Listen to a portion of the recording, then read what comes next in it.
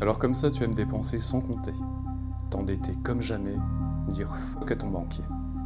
Et si je te disais qu'il existe un moyen de dépenser encore plus avec l'argent des autres, sans jamais être inquiété? Mais oui, c'est possible. Toi aussi, tu peux le faire. En tout domaine, il faut des exemples, des mentors, et en matière de dette, s'il y a bien un exemple à suivre, oh boy, c'est bien l'État français. 3,2 milliards d'euros de dette publique, plus de 110% de son PIB. Ça veut dire que le gonze dépense tout ce qu'il gagne et gratte encore 12% de plus pour couvrir toutes ses dépenses. Là, clairement, on est dans la cour d'écran. Le mec est endetté jusqu'à la moelle et continue malgré tout de vivre sa meilleure vie. On n'est pas bien?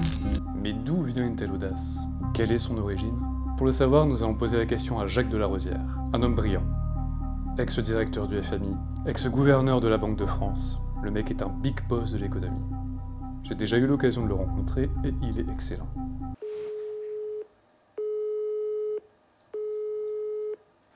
Il répond pas. Bon, de toute façon, tout est dans son dernier livre, Le déclin français est-il réversible? Publié chez Odile Jacob. Je t'ai mis le lien en description. Selon lui, tout a commencé à une date bien précise, le 15 août 1971. Ce jour marque la fin du système Bretton Woods et la fin de l'étalon or. Et oui, c'était aux États-Unis dans les années 70, mais tu vas comprendre pourquoi ça te concerne aujourd'hui. Étalon or. Comment deux mots aussi sexy peuvent devenir aussi chiants quand on les place l'un à côté de l'autre. C'est comme un accouplement contre nature après une cousinade. Quoi? Tu connais pas la renardière? L'accouplement entre cousins mériterait bien une vidéo, mais c'est pas le sujet. Alors c'était quoi le système étalon or? Pourquoi il a été mis en place? Et pourquoi il ne l'est plus? Comme beaucoup de choses pas très fun sur le papier, c'est en fait très simple. Le système étalon or, c'est un système où les billets de banque et le dollar correspondaient à un stock d'or. Et les autres monnaies, comme le franc, étaient indexées au dollar. On parlait alors de convertibilité du dollar en or. C'est malin ça, c'est intelligent. Ça existait plusieurs fois dans l'histoire, de 1870 jusqu'à la Première Guerre mondiale, puis une seconde fois avec ces fameux accords de Bretton Woods, le nom d'un petit bled américain que personne ne connaît, même pas aux États-Unis. Mais c'est là-bas que s'est déroulée en juillet 1944, cette fameuse conférence internationale où l'on a décidé de reprendre la parité du dollar en or. C'est notamment grâce à ce système que le Fonds monétaire international, le FMI, a été créé le 27 décembre 1944. Joyeux Noël! Pour rappel, le FMI a pour rôle de veiller au bon fonctionnement du système monétaire et d'accorder des prêts limités et temporaires aux États membres. Mais si ce système tenait au début, petit à petit ça commence à devenir compliqué. Parce que le gouvernement américain aime bouffer. Mais bouffer! Mais alors bouffer! Si la France est championne d'endettement, alors je vous parle pas du pays du fast-food. Alors là je te coupe, je sens déjà que t'es en train de te dire mais j'en ai absolument rien à faire de ce que tu me racontes. Je vois même pas le lien avec la France, je vois même pas le lien avec l'endettement.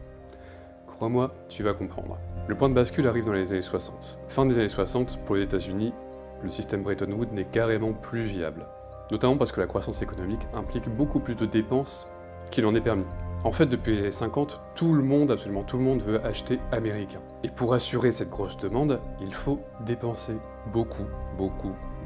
Le problème, c'est que les États-Unis dépensent déjà énormément à cette époque-là, notamment à cause de cette fameuse guerre du Vietnam, qui implique un coût humain et financier insoutenable.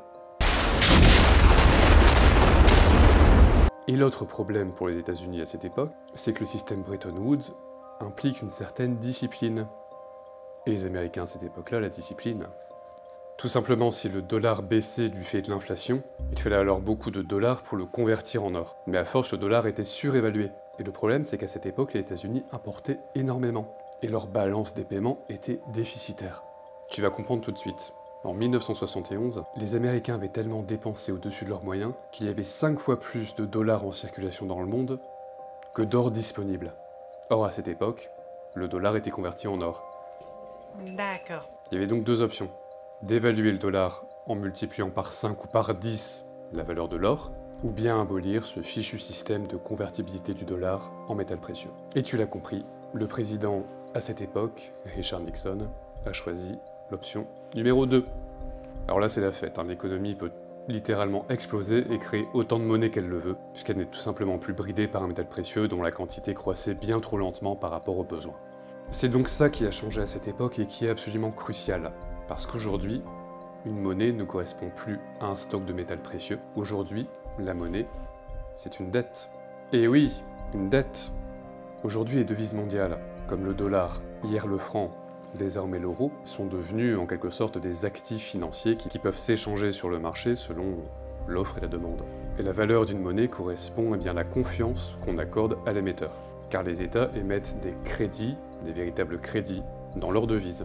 Du coup, pour dépenser et s'enrichir à la fois, ces États s'endettent et ils garantissent le remboursement à la fois sur leur capacité à faire de la thune et sur la confiance qu'ils inspirent sur les marchés financiers. D'accord, faisons comme ça. C'est pour ça que les États sont notés aujourd'hui sur les marchés, un peu comme à l'école. En d'autres termes, avec la fin de Bretton Woods, on laisse aux États riches et leurs gouvernements successifs la liberté de faire ce qu'ils veulent. Et depuis, c'est exactement ce qu'ils font. Ce qu'ils veulent. Et oui, pourquoi faire une cure de détox quand on peut s'en mettre plein les narines en illimité? Et en France, c'est dans les années 80 que la fête a véritablement commencé. C'était bien les années 80. Balavoine, des proches, les publicités rigolotes à la télévision, la Mercedes 230e, les bonbons pèsent, le téléphone rose, et le début de l'endettement fou. Avant la fin de Bretton Woods, un pays ne pouvait pas faire n'importe quoi avec son économie. Il devait faire attention au crédit, à l'inflation, au déficit budgétaire. Elle était vite rappelée à l'ordre par sa balance des paiements. Et si son taux de change ne correspondait pas aux réalités du marché, les États étaient obligés de toquer à la porte de Washington pour demander « S'il vous plaît, une petite dévaluation ». Clairement, c'était humiliant. Quelle humiliation! Mais avec la fin de Bretton Woods, ces règles sortent. Les dépenses deviennent complètement folles, et l'endettement aussi. Tout simplement parce que le système financier le permet. En 1980, la dette publique française n'atteignait que 20,7% du produit intérieur brut. Jusqu'en 1998, la dette n'a fait que monter, avant de baisser jusqu'en 2002, très brièvement, sous le gouvernement de Jospin. Bon, on va pas le féliciter non plus. Elle est ensuite remontée jusqu'en 2005, pour atteindre 66,8% du PIB.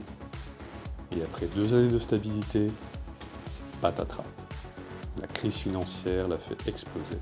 Et en 2017, elle passe la barre fatidique des 100% du PIB.